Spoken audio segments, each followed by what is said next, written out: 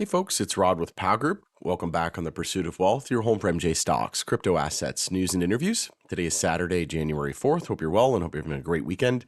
In this video, we're going to do another rapid fire news update, this time for the period December 28th to January 3rd. And again, it's not a deep dive details or anything like that. It's just a high level overview in case you missed it. Before we get to it, make sure to smash the like. It helps support me in the channel. If you're new, you can subscribe, tick the bell, you'll be notified on any future videos or when I go live. And as always, this is not financial advice. This is for entertainment purposes only. You can follow us over on X as well, formerly Twitter. I'll be using Elon's platform as my platform of choice going forward. Also, if you hear any dings in the background, it's just my phone's on. I've had a crazy couple of days. I had a flood here in one of my condos, so I'm waiting to hear back from a plumber. So I need to have my phone on. So hopefully it's not too distracting in the background. The MJ Herald reports that Ascend Wellness received authorization from its board of directors to commence a share buyback program. So if you haven't seen that, you can dive into that details if you feel so inclined. The MJ Herald also reported that the state's most likely to legalize MJ in 2025 after Florida disappointing result didn't pass, needed that difficult 60% threshold, came in at 57%, very, very close, but didn't get the job done. And next on deck, we'll see what other states can do and muster up here in 2025, but Pennsylvania, don't think that one shocked anyone, Hawaii, New Hampshire, and Wisconsin. And speaking of Florida, Florida medical MJ sales top 155 million in November and nearly 1.7 billion so far in 2024. Just imagine once recreational sales happen, which I think is a matter of when, not if.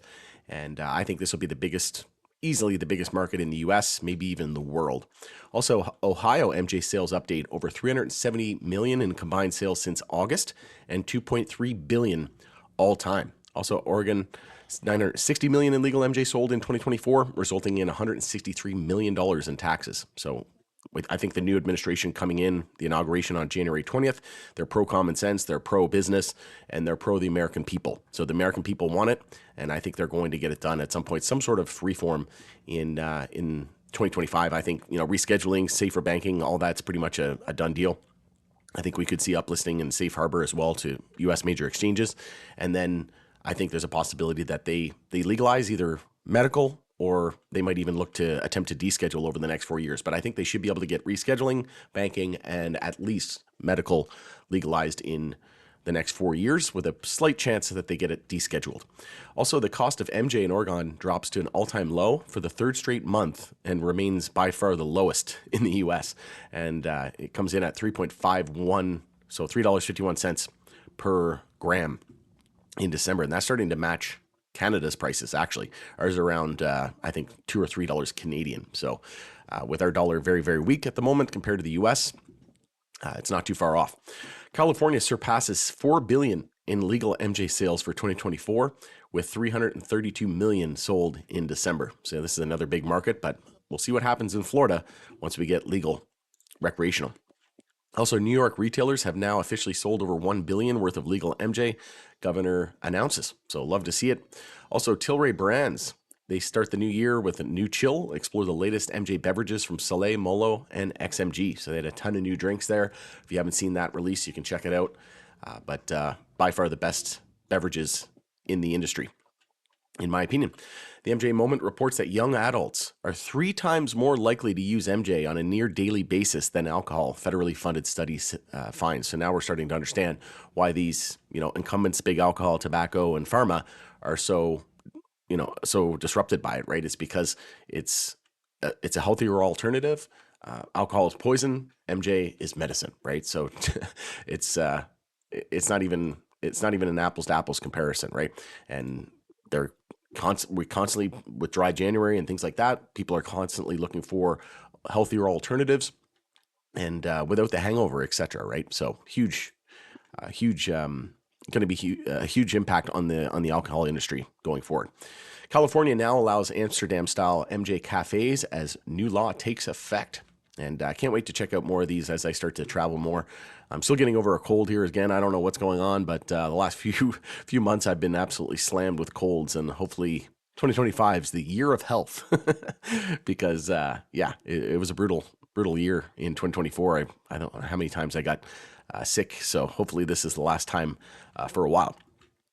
And speaking of dry January, so the hemp company by Cureleaf celebrates dry January with the debut of 2.5 milligram select zero proof hemp seltzers and new flavors.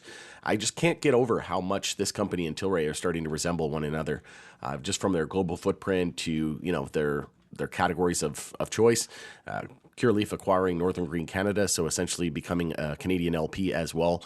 Like I said, these two companies are mirroring each other, and I think I've got, number one, number two vibes. I've got, global powerhouse vibes. I've got, all kinds of vibes that these two companies are going to be. They might even merge one day. We'll see what happens, but I think they're going to be the absolute juggernauts in the space. Also, MJMSO Ianthus acquires vape brand Cheetah for $1.5 million, and Tilray Brands moves earnings date to January 10th, 2025 in observance of National Day of Mourning. So that'll be instead of the 9th on the 10th, and a lot of people are wondering if this affects the Roaring Kitty meme, because it was 0109 and then 420. So we almost need an updated meme now. I don't think it really had anything to do with Tilray per se, but I think more along the lines of meme stocks. That could be when we start to see, some momentum back in with regards to meme stocks. And we did have Tilray and SNDL in that bucket of meme stocks during 2021. So we'll see what happens. But a lot of people were speculating that that had something to do with Roaring Kitty's tweet. Also, France's new health minister extends medical MJ program again, but patients are urged to seek alternative treatment, which is kind of a weird recommendation, but we'll see what happens there. The fact that they're extending it's a great sign, but medicine of the future continues to roll out. Also, MJ MSO Vireo Growth raises $81 million in oversubscribed funding round. And last but not least, MJ legalization bill has been introduced in Texas, and we know that they're trying to ban intoxicating hemp and whatnot.